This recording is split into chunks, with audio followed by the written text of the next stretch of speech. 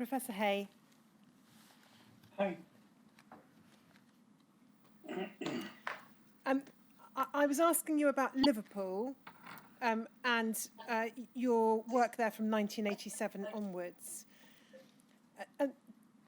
You are now, as director, responsible for decisions as to what products to use. What were the existing contractual arrangements? Can you recall? Was it something that the previous director had done directly, or was it done regionally? Well, it was what the previous director had done. It was done regionally because it was a regional haemophilia centre. It covered Mersey region and parts of North Wales. He contracted through the hospital purchasing manager to purchase Factor 8, and that would have to be agreed, or Factor 9, and that would have to be agreed with the commissioners. And was that then an arrangement that you took over? So for the years that you were director at Liverpool, did you undertake the decision-making process and the arrangements for the acquisition of commercial products? Well, I agreed which products we should use, subject to the approval of the commissioners who paid for it. And by commissioners, you mean the hospital authorities, effectively, the fund holders? Yeah, the fund holders. We had a manager, and we would negotiate with each of the district health authorities what they would pay. Your statement says you continued with the policy that had been operated at Sheffield of using a single brand of concentrate per patient, if you could. Yes. And what was the basis for the continuation of that policy? Well, it just seemed generally good practice. It made it easier to trace back if there was a problem with a specific batch of a product. It made it easier to handle any product recalls that might occur, and also made it much easier to discuss with patients if there needed to be a change. Were you able? We had to make changes from time to time as newer, better products came along or old products were withdrawn. Were you able to ascertain, either from the patient's records or from your own discussions with patients, what kind of information they'd been given in the preceding years about the risks of non-A, non-B hepatitis? The medical records before I arrived appeared poor and were uninformative. So the short answer is no. And so did you then discuss non-A, non-B hepatitis from 87 onwards with your patients when you saw them? Yes, because we're monitoring for it, and yes, we would. In relation to the risks of AIDS, HTLV3, HIV, were you able to ascertain, again, either from records or from your discussions with patients, what information they'd received before they were tested about the risk of AIDS? That was never very clear to me. I obviously spoke to the patients. They maintained that they didn't know very much about it, and that when they had been informed of the result, they were not given very much support. Of course, there were very few staff, but nonetheless. And you've told us already that they had been informed of their result by letter. Did you ascertain or become aware of whether they'd even been told they were being tested for HIV? I can't remember.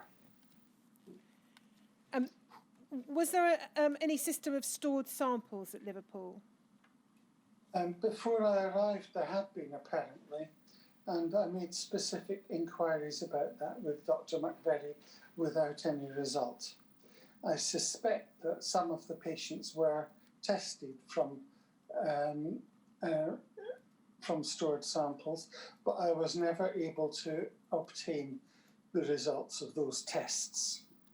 So it would follow, I think, from that you don't have any information about the periods of time during which Liverpool patients seroconverted.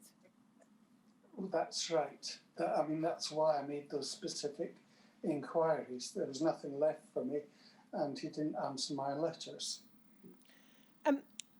Do you have any recollection as to how many, if any, family members, partners, wives, and so on of patients were HTLV3 positive? I can't remember, but we certainly offered testing to all partners, and we encouraged partners to attend follow-up clinics with their husbands. Now, how was the care and treatment of the patients at Liverpool with HIV, how was it organised from 1987 onwards through to 1994 when you left? Well, I managed them largely myself, although increasingly I consulted with my STD colleague, Dr. Carey, and occasionally with infectious diseases consultants, but they were based at Fazakerley Hospital, which was the other side of Liverpool. What kind of support in terms of counselling or social work support was available? Well, when I first arrived, there was nobody but me. So I had a lot of, initially quite difficult consultations with these patients who, as you might imagine, had many, many questions and required a great deal of support. It was a pretty awful time. There was a great deal of uncertainty. We all had a great deal to learn about HIV still. From 1988, AIDS money came along, and you'll have seen the article in the Haemophilia Bulletin about the team that we managed to put together. So we then had a counsellor, a social worker, and a haemophilia nurse specialist who was quite a senior nurse. And they also provided a great deal of pastoral support, which was most certainly needed. And in terms of the AIDS money, can you just tell us what that was and where it came from? Well, I think it was recognised by the Department of Health that a lot of haemophilia centres, particularly those north of Watford, did not have the wherewithal in terms of staff and specialisation to deal with this new problem adequately. I only learned about the existence of haemophilia nurses when the Haemophilia Society sent me to one of their weekend annual residential seminars. I'd never even met a haemophilia nurse until I went along to one of those. So many haemophilia centres didn't have haemophilia nurses or the sort of full infrastructure that we now take for granted. And so the Department of Health made some money available, which was distributed at a regional level for that sort of infrastructure. And was that money made available on an annual and continuing basis, or was it time limited? My understanding was that it would be continuing. Do you know how the allocation was calculated? I can't remember. I do remember having conversations with the regional health authority where they said that they had received an allocation. What was my shopping list? So I gave them a shopping list and they agreed to pay for it. Did you experience difficulties in obtaining funding for treatments for HIV and AIDS as those treatments became available at Liverpool? Not unduly. Whenever any new treatments came along, you would always find that the regional health authority or the local health authorities didn't have the money. So there's often a delay. But HIV had such a high profile that I don't remember having inordinate difficulty getting the funding for that in particular.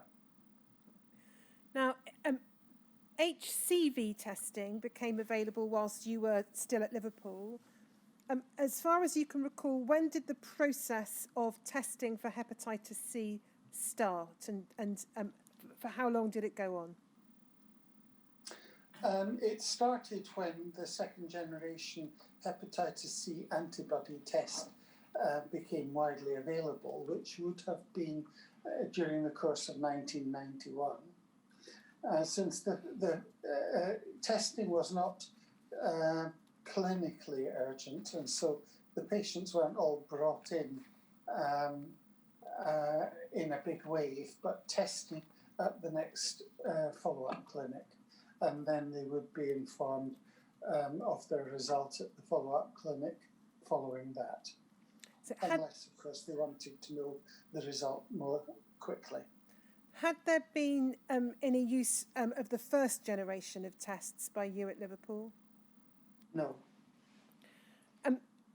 When the second generation test became available and you started the process of testing, did you tell patients that you were going to test them for hepatitis C and seek their consent? Well, I think I did tell them because the context of testing them was in the clinic, and this was a new test. And, they would also have had conversations before then about non-A, non-B hepatitis. So those that had abnormal liver function tests or who had been treated with concentrate in the past, we would have expected to have a positive test.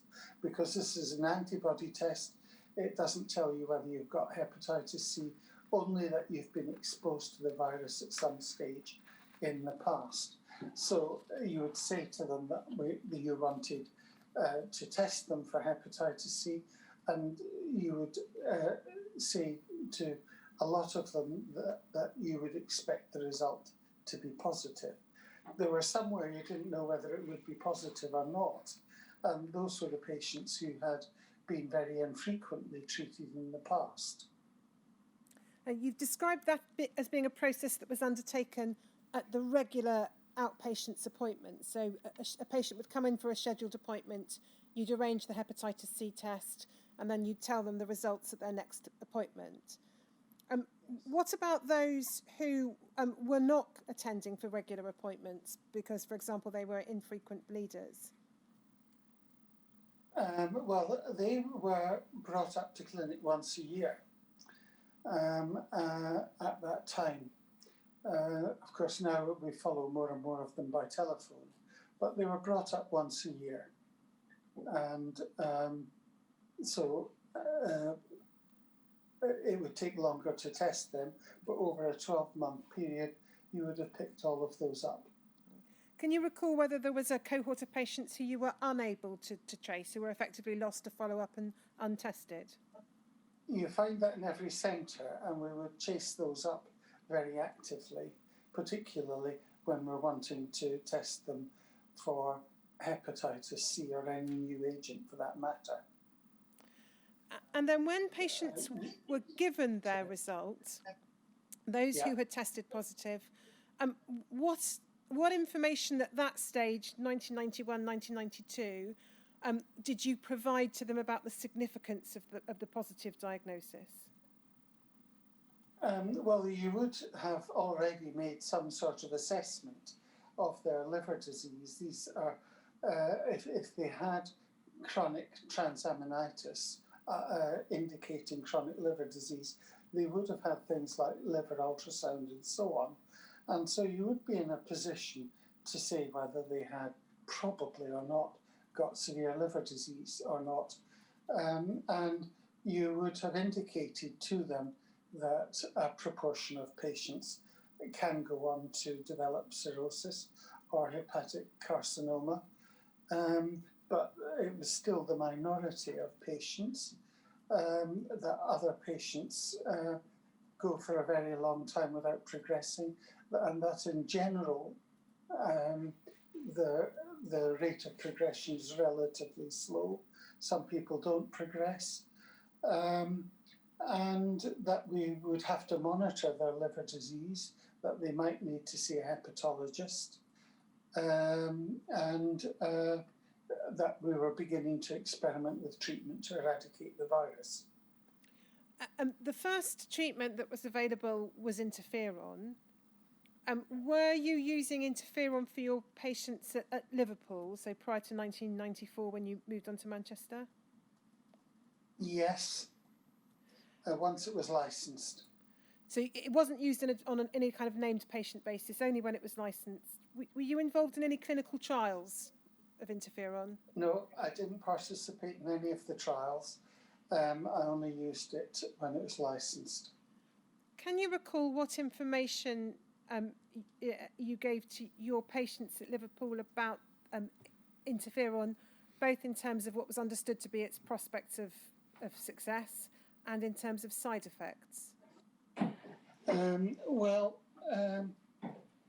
That varied with time. We had already got the experience of using interferon for some hematological malignancies. So, when we started to use it, it wasn't without any experience.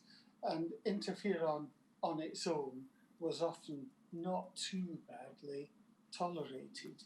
I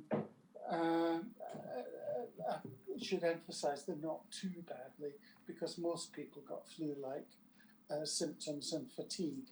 When you started to combine it with other drugs, such as ribavirin, and then when we moved on to peg interferon, the side effects were generally much worse, and I would have a consultation with the patients, often several, and I would strongly encourage them to bring their wife along to the consultation so that they would hear about the side effects straight from the horse's mouth.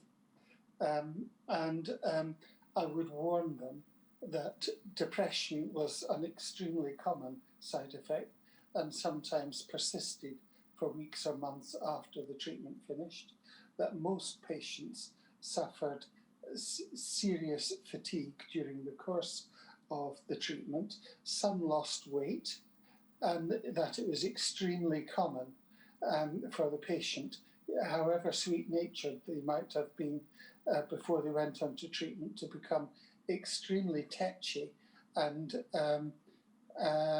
get into arguments for no good reason. It's particularly important to have the wife present for those sort of discussions, so that they understood that really was the case, and their husband wasn't spinning them a line, because these psychological side effects were very serious. Some patients committed suicide with the depression. I had a number of patients who expressed suicidal ideation to me, the family had to endure this as much as the patient. There are families whose marriages have broken up because of those side effects. Then there were the hematological side effects, in that some patients became neutropenic, that's a low white cell count, or anemic. Some required transfusions or the administration of growth factors to support their white cell count, so that you could optimize the dosage, because it became apparent that if you started to compromise with the dosage because of hematological side effects, that reduced the response rate. And of course, you would discuss the response rate, which varied depending on the regime that you're using and the patient's genotype. And of course, we started with interferon alone for 6 months, and that was successful in some. We were doing that before we were able to genotype the patients, but it had a very low success rate. They then moved to interferon alone for about 12 months, then it was combined with ribavirin. The combination with ribavirin for 12 months was much more successful, particularly it turned out in people who did not have genotype 1. With genotype 1, that regime had no better than a 40% response. And for patients, that sort of information is really important because you describe the side effects, and many patients would say, well, I'm going to hang on and wait for something better, which I think, to be honest with you, wasn't unreasonable. And you wouldn't twist their arm. And these consultations would often be multiple. Because of the slow rate of progression of the hepatitis C, there was no clinical urgency for most of them to start treatment. If they were developing serious liver disease, that might be another matter, and then you would involve a hepatologist. A hepatologist might well already be involved, and their arm would be twisted a bit more. But ideally, you wanted to treat them before they developed serious liver disease to prevent serious liver disease from developing, and also because the response rate was better in people that didn't have cirrhosis. For those patients who were already HIV positive, how often between 1987 and 1991, 1992, would you be seeing the HIV positive patients in clinics? At least every 3 months. For those who then also tested positive for HCV, so those who were co-infected, were there additional arrangements put in place for them to be seen, or hepatology inputs sought at Liverpool? Well, Professor Gilmore, our only hepatologist at the time, had his clinic immediately next to mine and was always an extremely available, helpful colleague. And so we had a lot of joint consultations. And if I was concerned that a patient was developing more serious liver disease, I would ask him to manage the patient jointly. I would also consult with him about the changing indications for treatment during that time and follow his protocol for selecting people for treatment, because there were national protocols for selecting people for treatment that the hepatologist developed, and he would pass on to me. And for those patients who were not HIV positive but who had now been diagnosed by you with hepatitis C at Liverpool, what were the varying arrangements for them to be seen? How frequently were they seen? Would it depend on their liver disease? It depended on their liver disease, but as a broad generalisation, they were seen every 6 months. Did you experience difficulties in Liverpool in obtaining funding for treatment for hepatitis C? There were usually delays in getting funding. We couldn't really apply for funding until the product was licensed. I had developed a contractual structure for my patients with haemophilia, which was a cost per case contract. So I charged for each individual patient, and that contract specifically excluded certain extras, such as interferon, because if you didn't exclude it, they might expect you to pay for it out of the allocation that they'd already given you, even though there wouldn't be enough money to do that. So you would have to make a separate application for funding for interferon. And what usually happened was that when this came along, it would be viewed by the health authority as a financial pressure. They would not have planned for it in advance, and there was usually a delay of a few months whilst they found the money for it. But once there was a process in place, you would make an application and you would get the funding for treatment, usually quite quickly. That was the process. You left Liverpool in 1994. Do you know who took over as centre director at that point in Liverpool? It was Professor Cheng Hock To. And then you moved to Manchester. You've given an indication in your statement of the number of registered patients in Manchester in 1994, and the number there was 525. So is it fair to say Manchester was one of the largest haemophilia centres in the UK by 1994? Yes, again, I think there was probably under-reporting or under-registration of the patients, but I think it was probably about the third largest centre in the country. You mentioned your predecessor there, Dr. Wensley. Is it right? I think there'd been a period after Dr. Wensley's departure before you took up your post when Dr. Lucas was director. That's right, a period of about 2 years. Again, could you give an outline of the facilities that you found at Manchester when you arrived in 1994?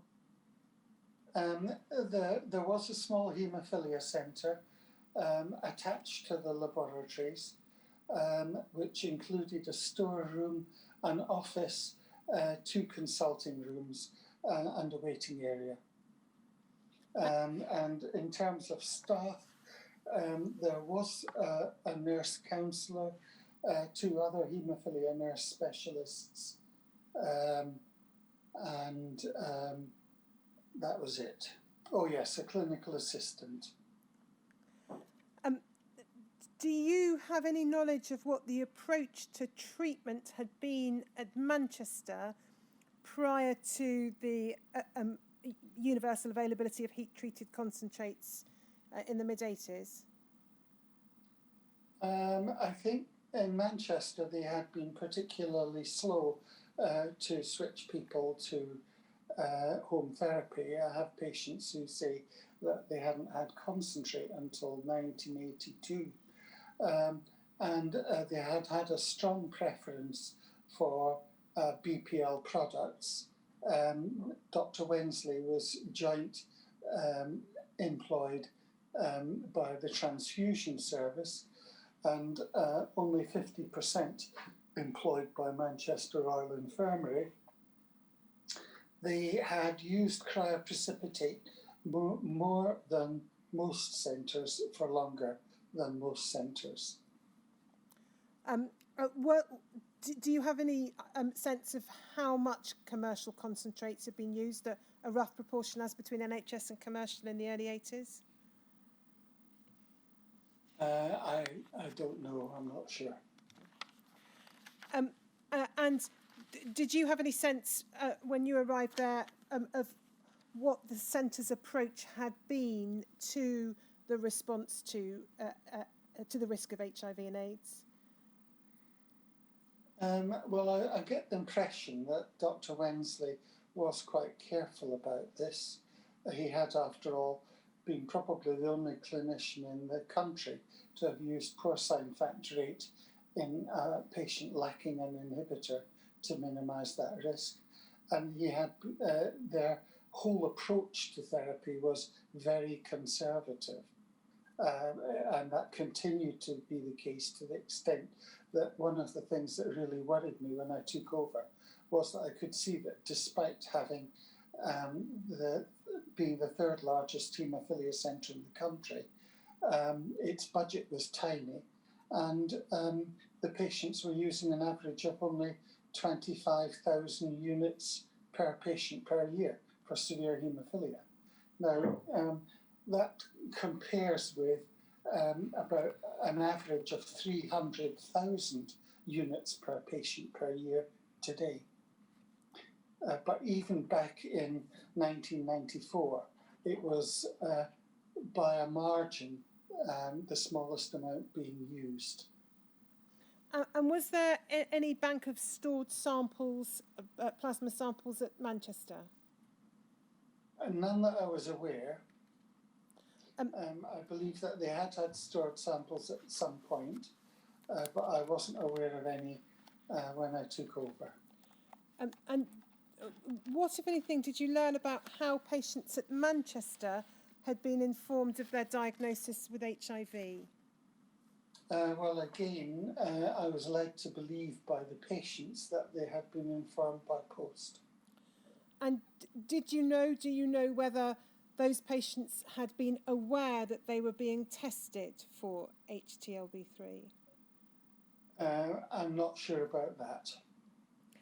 And you tell us in your statement, again, I don't know whether this figure's drawn from the National Haemophilia Database or your own records, but you've said that there were 83 patients HIV positive, of whom 10 were under the age of 18. That's derived from the National Haemophilia Database. And do you know of those patients in Manchester, the proportion that were severe haemophilia A patients as opposed to moderate or mild? I couldn't tell you.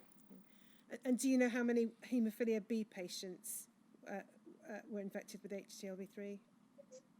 I'm not sure, but it would have been a smaller proportion given that they were treated only with UK concentrate, and HIV spread later into the British donor population.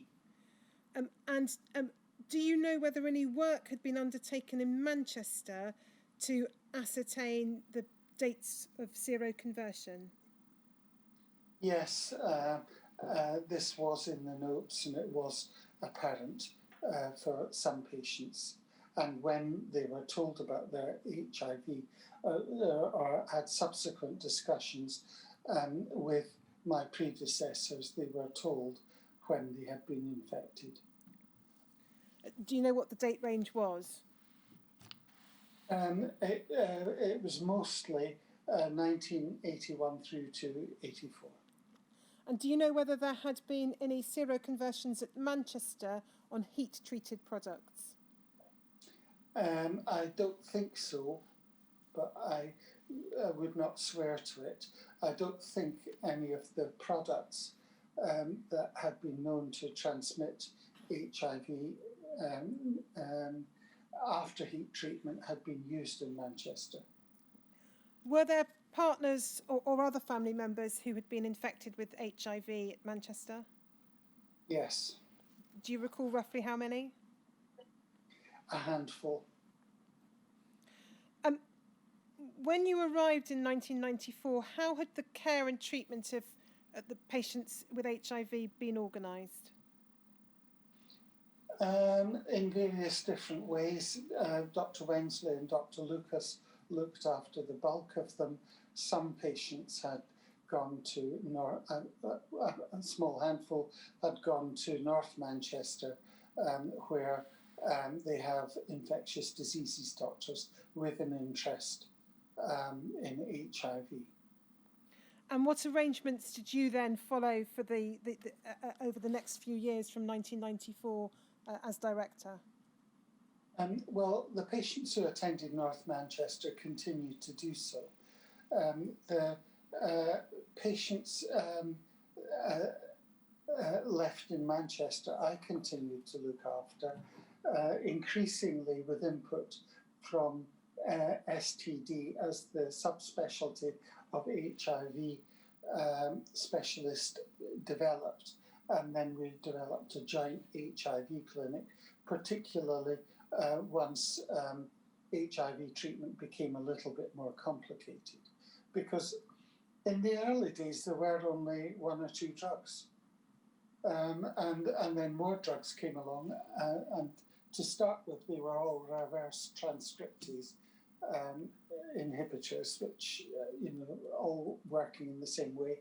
Then other classes of antiretroviral drugs were developed with different modes of action, which lent themselves to combination treatments. None of this was as effective as one might like until triple therapy came along in 1995. Of course, a lot of the patients who'd had treatment in the early years, because it was by modern standards suboptimal, had developed some degree of resistance, and it's, as much as anything, dealing with that resistance that made it increasingly necessary to involve more specialist help in their management. And what was available in Manchester in 1994 by way of counselling or social work support? Well, we had a part-time social worker, we had a nurse counsellor, and the nurse counsellor would go to patients' homes and see them in the department. Hepatitis C testing in Manchester, when, as far as you are aware, did that begin? I think it began in late 1991 and most of it was conducted in 1992. Do you know whether patients had been told in advance that they were being tested for hepatitis C and their consent sought? It's my understanding that they were tested in much the same way as we tested them in Liverpool, and that they came along to clinic, and this was mentioned to them as an additional test. And by the time you were there in 1994, as far as you are aware, had the testing process been undertaken for all the patients?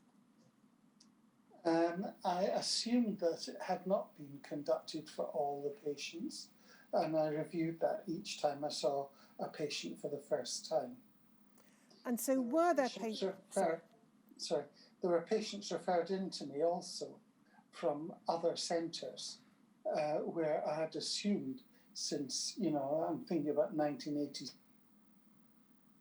assumed that they might have been tested, and it turned out that they hadn't been. So I didn't make any assumptions. As you've already pointed out, patients with mild bleeding disorders are seen less frequently, and that in its own right may have led to them being tested later. So if I couldn't find a test, I'd assume that they hadn't been tested, and I would test them. When would that patient be told their test results? Would it be at a special appointment or the next routine scheduled appointment?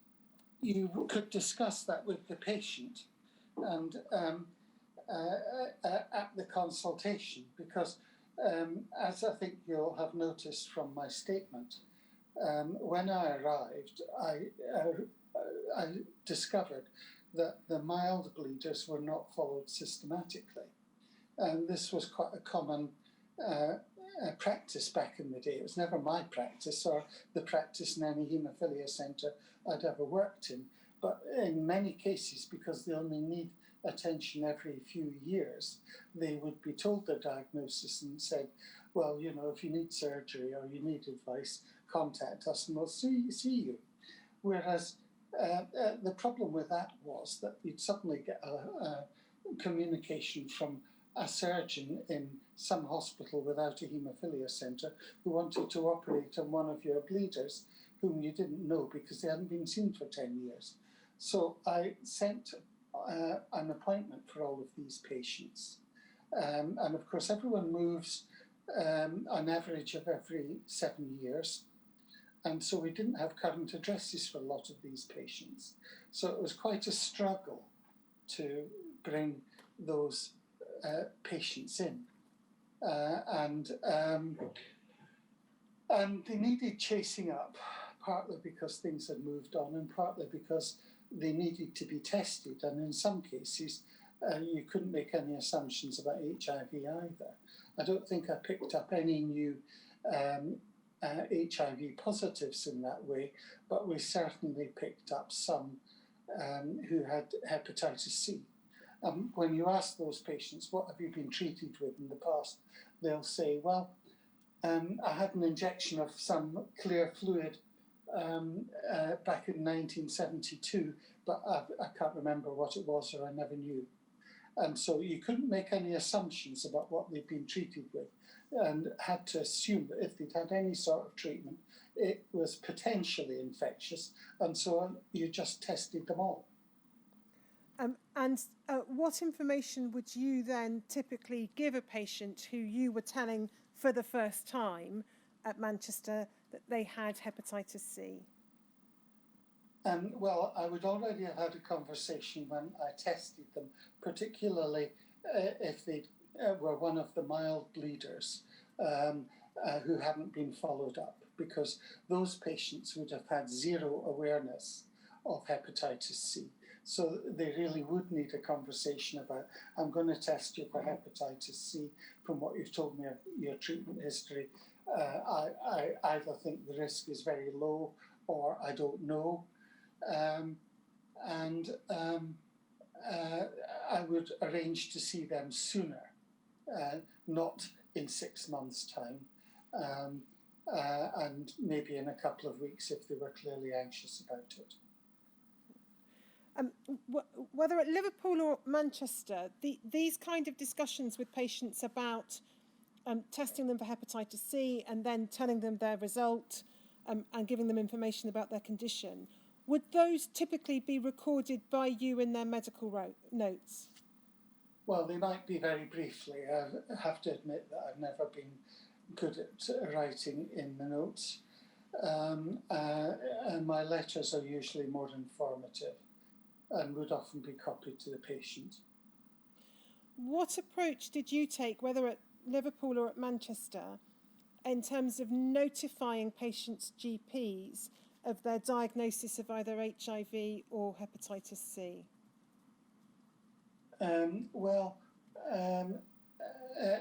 We would write to the GP.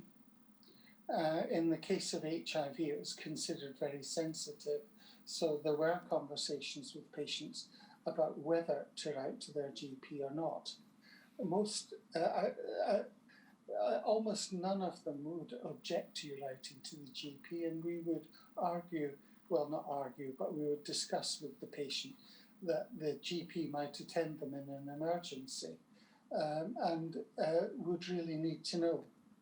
I did have one patient who lived in Wales who explained to me that he lived next door to the doctor's receptionist, and whilst they had very good relations with their neighbour, he was understandably worried about confidentiality, and we came to a special arrangement for him because he could see the intellectual reasoning for letting his GP know. And I think your statement says the special arrangement was that the GP would keep the records at the GP's own house so that the receptionist would not have access to them. That's right. Did you ever tell GPs of a patient's HIV status without the patient's knowledge and consent? Possibly. I don't know specifically. What about hepatitis C? What was the approach to notifying GPs? Well, we wrote to GPs every time a patient came to clinic. So we would write to the GP. We would not specifically ask the patient about that. The patients knew that we wrote to the GPs every time they came, and I could not see why they would object to us letting the GP know. What were the arrangements made at the Manchester Centre for the care and treatment of patients with hepatitis C from 1994 onwards? Well, historically, Dr. Warnes, the hepatologist, had a close working relationship with the Haemophilia Centre, and indeed appears as one of the co-authors on the Stevens paper, and had conducted he conducted all of those liver biopsies in that series. The non-serious liver disease we largely managed on our own, though again, as with Professor Gilmore, we regularly consulted with hepatology about the criteria to be used in selecting patients for treatment. And I would often send the patients to Dr. Warnes for a hepatology opinion. Now, back then, and I've discussed this with people from other centres too, back then there were not so many hepatologists. I don't think the Cardiff Centre had one, at least until recently, for example, in the whole of Wales, which is unimaginable. And because there were not many hepatologists, what hepatologists tended to do was offer an opinion, give you some instructions and send the patient back. For those patients who had serious liver disease, my desire was that they should be joint managed with a hepatologist, and if there was any question about whether they should be treated or not, I wanted hepatological input. Now, when Dr. Warnes retired, he was replaced by Dr. Harry, I think, who was far more active, and subsequently she was replaced gradually by up to 3 hepatologists, and they have basically taken over all the therapy for hepatitis C. They do joint manage all our patients who have serious liver disease. And throughout that time, the liver clinic, again, was immediately adjacent to our own follow-up clinic.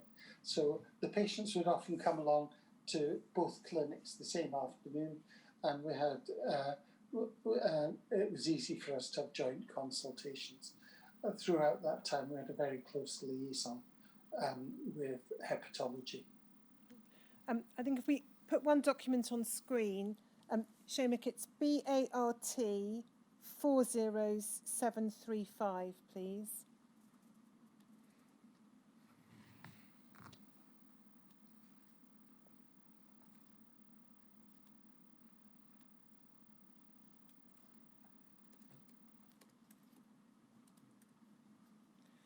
This is a letter from you to Dr. Rejman, the Senior Medical Officer at the Department of Health in September 1985. And we can see from the first 2 paragraphs a problem with funding. You said you were asking us yesterday to let you know of specific problems that we've encountered in relation to health authorities paying for alpha interferon for the treatment of hepatitis C, since the Secretary of State for Health has gone on record in the House as saying that nobody suitable for interferon therapy should be denied this. I have to tell you that we've encountered consistent problems with 2 of our health authorities, namely Central Manchester and Trafford Health Authority. These 2 health authorities take the rather paradoxical view that they were paying for haemophilia services before, and we should just absorb it within our costs, despite the fact that no interferon was prescribed in this practice before the product gained its licence. So it would seem from that you did experience difficulties at Manchester in obtaining funding for interferon. How long did those difficulties remain? Well, we did eventually get it paid for, but we had consistent problems with those 2 health authorities because I think, I mean, the hospital's actually in the Manchester Health Authority, but partly because of demand and I guess the patient population, those health authorities are always short of money. I had one of the first things I did when I took over in Manchester was to move from a block contract to a cost per case contract on the basis that it would be more difficult for health authorities to refuse an individual than a whole group, and because a block contract was open to this sort of abuse. If you have a block contract, they give you an amount of money that is to cover everything. And then when a new pressure comes along, they say, well, that's your problem. Of course, your block contract will probably not cover all your expenses in relation to therapy anyway. And the whole of this time, we were trying to increase the intensity of treatment to manage the haemophilia better, not to mention increasing expenses in relation to HIV treatment and the treatment of hepatitis C. To give you some idea, a course of peg interferon and ribavirin would cost about £14,000 back in those days. And we argued that, to be honest with you, compared with the cost of the haemophilia itself, it was a relatively small amount of money. Now, what you have here is evidence that the health authority are still behaving as if you've got a block contract, even though you haven't. I was trying to stir things up in the background, and we did eventually get funding. And in fact, when PEG interferon and ribavirin came along, we were able to get funding before the liver doctors were. I'm going to move on to look at a different issue now, Professor Hay, and to ask you some questions arising out of recommendations produced by UK HCGO in the late 80s and early 90s. Seamus, could we have on the screen, please, WITN 3289044.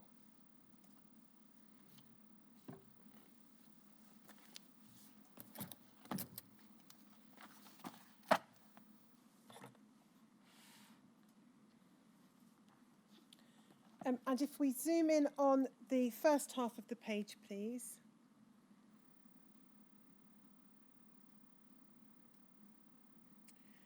Now, this is a set of recommendations it's exhibited to your witness statement, Professor.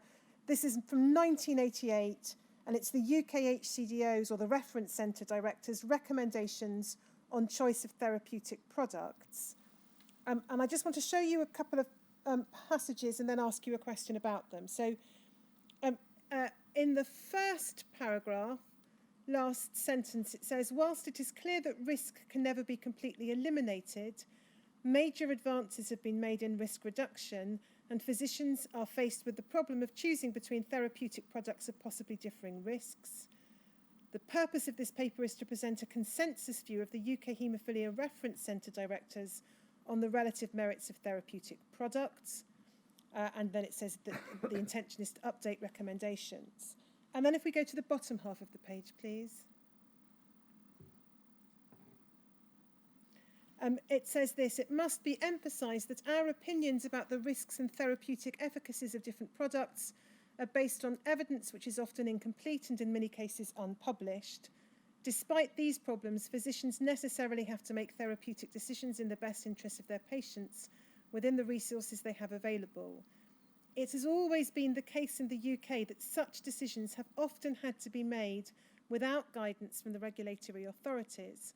While this situation is to be deprecated, it's important for physicians to be aware of the legal framework in which they prescribe therapeutic products. And then at the bottom of the page, last two lines, it says it's also important to remember that all manufacturers, including those within the NHS, have and if we can go over the page, just the top two lines, an interest in interpreting data concerning their own products in the most optimistic light, and vice versa. I'm not going to ask you about the detail of the recommendations that then follow, Professor, but am I right in understanding that this was the first time the UK HCDO had formulated detailed recommendations of this nature? Yes, I think it was. It's clearly far more detailed than the guidance that appeared in 1983 and 84. Does it surprise you, and you obviously weren't a reference centre director at this time, but you were now a member of UK HCDO, does it surprise you that it took until 1988 for there to be something along these lines, detailed recommendations in which an attempt is made to analyse the risks associated with individual products? That it took that long for this to be produced? Well, not necessarily, because prior to the advent of viral attenuation, there really wasn't a great deal to pick between the different brands of concentrate. It may well have been that there were differences, but in the absence of testing, you couldn't discern what those differences were. That is to say, the products that were available may have carried different risks, but that had been even less well quantified than it was at that point. Whereas here, we finally have concentrates that have been virally attenuated and purified in different ways, and clinical trials have been conducted to try to evaluate the safety and efficacy of those products. So there is far more evidence on which to formulate a recommendation. And even so, they are, I think, quite rightly, stressing the limitations of the data that they have available to them. In later guidance, they would adopt an even more evidence-based approach to guidance, where each recommendation would be given a scoring for the strength of evidence upon which it's based. One of the big problems assessing the safety and efficacy of therapeutic products for haemophilia is that it's a rare disease. If you look at clinical trials of things like heparin, it starts with, we took 10,000 people who were having hip replacement, and they all followed this regime. With haemophilia, you're lucky if you have a clinical trial with 100 people in it. That would be a large trial, but in statistical terms, it's small. So many of these trials were really small, and I wouldn't be overly critical that this is the first guidance, because, to be honest, this therapeutic landscape had really only just emerged. This document deprecates the absence of guidance from what's loosely described as regulatory authorities. And certainly it could be said the picture that emerges from the first half of the 80s is of clinicians having to take their own decisions about how to respond to risks of whether it be of hepatitis or HIV. Do you think it would have been helpful for there to have been some form of central guidance, whether from the Department of Health or the Chief Medical Officer or some other authority or agent, rather than clinicians in the 100 or so centres across the country being left to make up their own mind? Yes, I think it would have been helpful.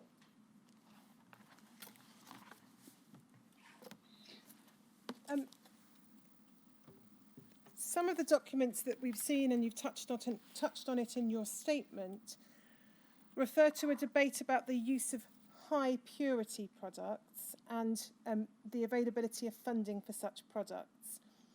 I'm not going to go to any of the documents in relation to that, but could you just briefly outline for us what the issue was in relation to so-called high purity products and what the difficulty was in terms of securing funding?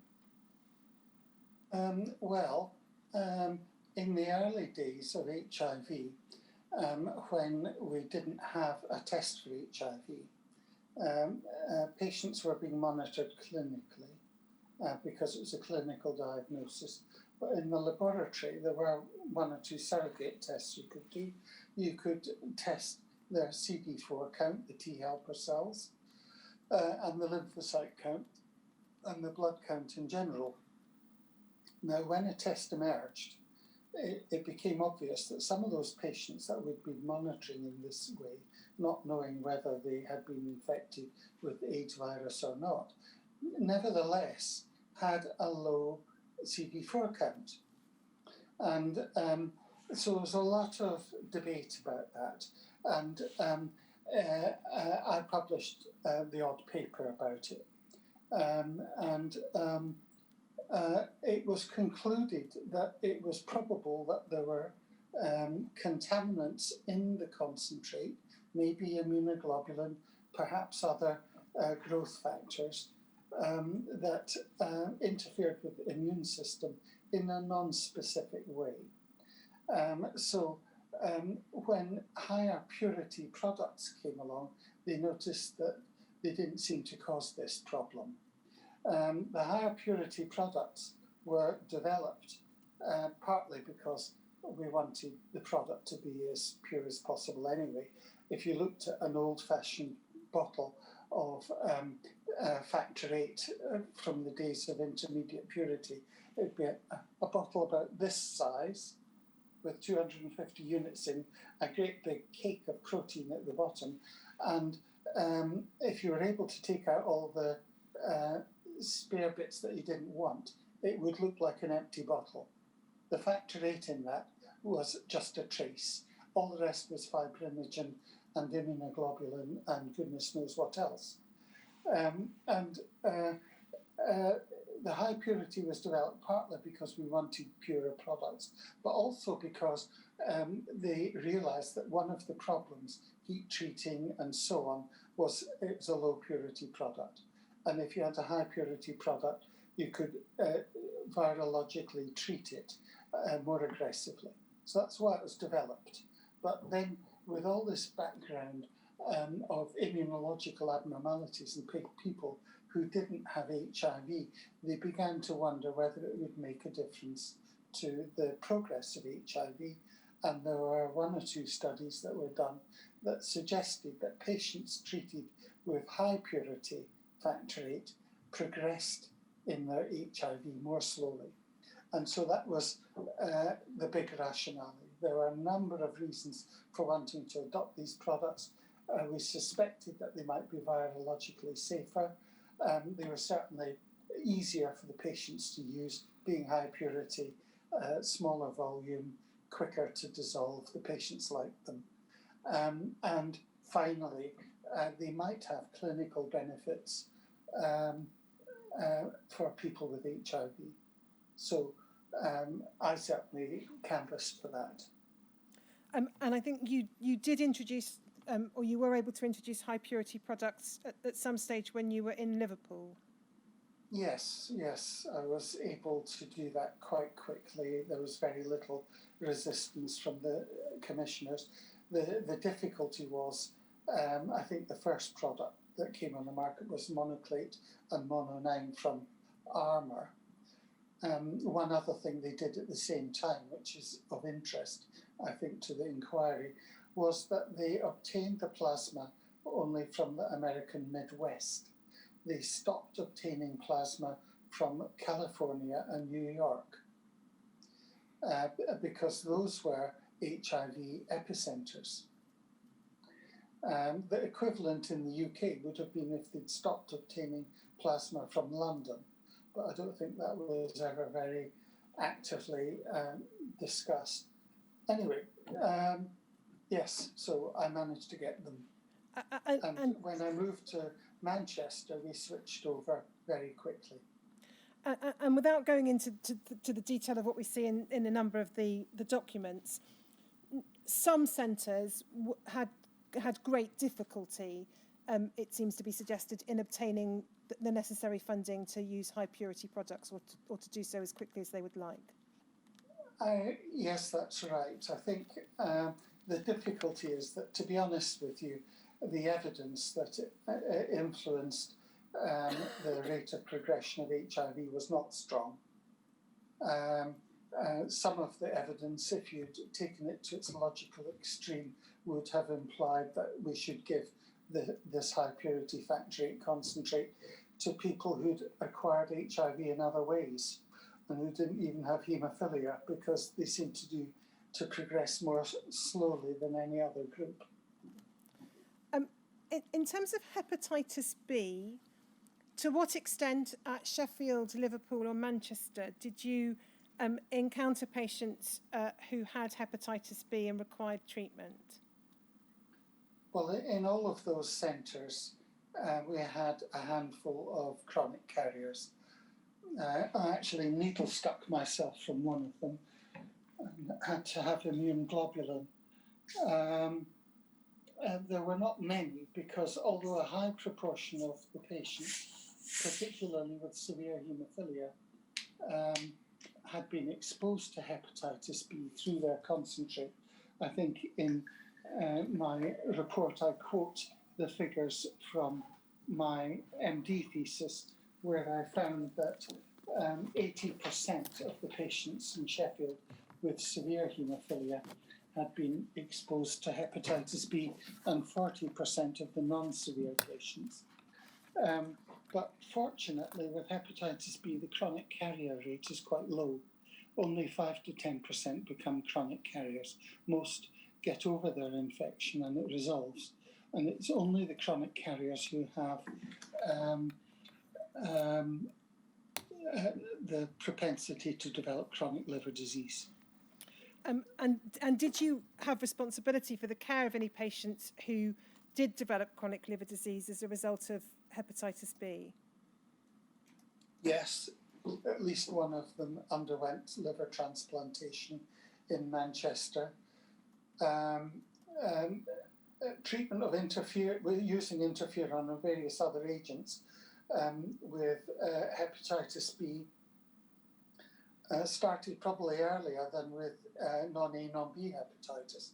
But I referred all of those patients to the hepatologist because the treatment was different and I was never likely to develop much experience in hepatitis B therapy. And to what extent did you encounter, again, whether at Sheffield, Liverpool or Manchester, cases of patients being infected with parvovirus? Well, parvovirus is a common childhood illness. I don't recall any of my patients developing it, though it's possible I might have missed it. Some of the reports, there must have been active surveillance going on because the patients were asymptomatic. 90% of the adult population have already been exposed to parvovirus. It causes fifth disease, characterised by the classic slapped face rash. I remember I got it along with my two children when I was already a senior lecturer.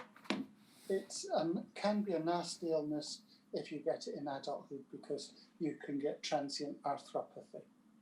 The significance of this in the haemophilia story is that parvovirus is a protein-coated virus and it's relatively resistant to viral attenuation techniques. And so those isolated outbreaks of parvovirus are clinically unimportant, but they illustrate the limitations of the viral attenuation techniques. And this, along with various other agents like prions, are also extremely resistant to viral attenuation. It's probably impossible. These sort of things form a cornerstone of the argument for recombinant factor VIII. Which is going to be my next topic, Professor, but I'd note the time, sir, and wonder whether this would be a convenient moment for the afternoon break. Yes, it would. We'll take a break now until 20 to 4. So 20 to 4.